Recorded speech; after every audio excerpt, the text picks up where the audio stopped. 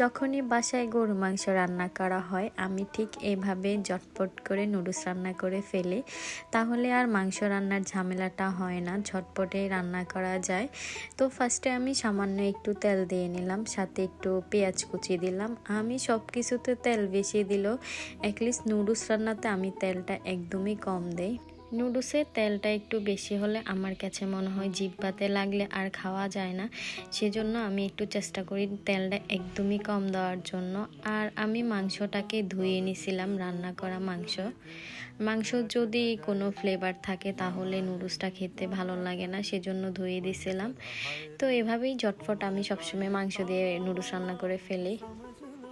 5 মিনিটে আমার গরু মাংস দিয়ে নুডলস রান্না রেডি। এটা রান্না করতে বেশি কিছু লাগে না, হাতের কাছে যা থাকে তা দিয়ে রান্না করা হয়। তো আমার কাছে এভাবে নুডলসটাও মাশাআল্লাহ খেতে ভালো লাগে।